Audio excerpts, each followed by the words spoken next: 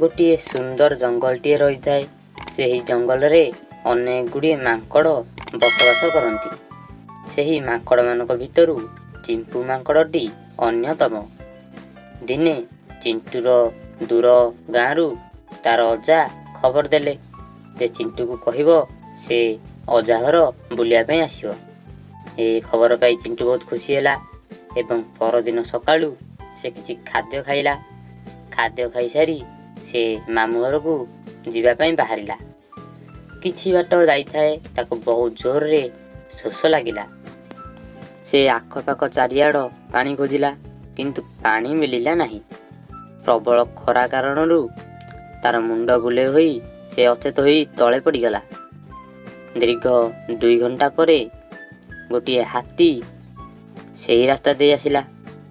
ହାତୀ ଦୂରରୁ ଦେଖିଲା ଯେ ଗୋଟିଏ ମାଙ୍କଡ଼ ତଳେ ପଡ଼ିଛି। ସେ ଆସି ମାଙ୍କଡ଼ ପାଖରେ ପହଞ୍ଚିଲା। ଦେଖିଲା ମାଙ୍କଡ଼ଟି ମରିନାହିଁ, ଅଚେତ ହୋଇଛି। ହାତୀର ମନରେ ଦୟା ଆସିଲା। ସେ ମାଙ୍କଡ଼ଟିକୁ ବଞ୍ଚେଇବା ପାଇଁ ଦୂରରେ ଥିବା ଗୋଟିଏ ନଈକୁ ଗଲା। ନଈରୁ କିଛି ପାଣି ଆଣିଲା ଏବଂ ମାଙ୍କଡ଼କୁ ପିଆଇଲା ଏବଂ ତା ମୁହଁରେ କିଛି ପାଣି ଛିଟା ମାରିଦେଲା। କିଛି ସମୟ ପରେ ମାଙ୍କଡ଼ ଉଠିଲା। ହାତୀ ମାଙ୍କଡ଼କୁ ପଚାରିଲା, ଆରେ ମାଙ୍କଡ଼ ଭାଇ, ତମେ ଅଚେତ ହୋଇଥିଲ କାହିଁକି? ମାଙ୍କଡ଼ କହିଲା, ମୋତେ ପ୍ରବଳ ଶୋଷ ହେବାରୁ ମୁଁ ଅଚେତ ହୋଇଯାଇଥିଲି, ଆଉ ତମ ଦୟାରୁ ଆଜି ମୁଁ ନୂଆ ଜୀବନ ପାଇଛି। ହାତୀକୁ ଧନ୍ୟବାଦ ଦେଲା। ମାଙ୍କଡ଼ଟି ହାତୀକୁ ସବୁ କଥା ଜଣାଇଲା। ତାପରେ ମାଙ୍କଡ଼ ହାତୀକୁ କହିଲା, ଆସ ଆମେ 2 ଜଣ ମିଶି ଅଜା ଘରକୁ ଯିବା। ହାତୀ ରାଜି ହୋଇଗଲା ଏବଂ କିଛି ବାଟ ଯିବା ପରେ ହାତୀ କହିଲା, ମାଙ୍କଡ଼ ଭାଇ, ତମେ ମୋ ଉପରେ ବସି ପଡ଼, ଆଉ ମୁଁ ତୁମକୁ ଅଜା ଘର ଯାଏଁ ନେଇଯିବି। କିଛି ସମୟ ପରେ ସେମାନେ ମାମୁଁ ଘରେ ପହଞ୍ଚିଗଲେ। ହନୁ ଅଜା ଚିମ୍ପୁ ମାଙ୍କଡ଼କୁ ଅପେକ୍ଷା କରି ବସିଥାନ୍ତି। ଚିମ୍ପୁ ମାଙ୍କଡ଼ ପହଞ୍ଚିଲା ଏବଂ ଘଟିଥିବା ଘଟଣା ବିଷୟରେ ସବୁ ଜଣାଇଲା।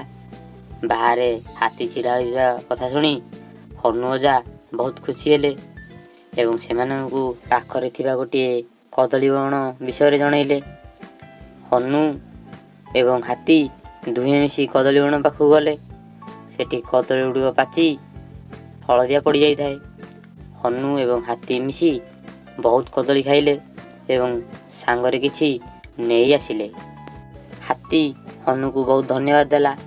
କହିଲା, ଯାହା ହଉ, ତମ ସକାଶୁ ଆଜି ମୁଁ ଏମିତି ପାଚିଲା କଦଳୀର ସ୍ୱାଦ ଜାଣିପାରିଲି। ଯଦି ଆମ ଭିଡ଼ିଓଟି ଆପଣଙ୍କୁ ପସନ୍ଦ ଆସିଛି, ଭିଡ଼ିଓକୁ ଲାଇକ୍ କରନ୍ତୁ, ଚ୍ୟାନେଲକୁ ସବସ୍କ୍ରାଇବ୍ କରନ୍ତୁ। ଧନ୍ୟବାଦ।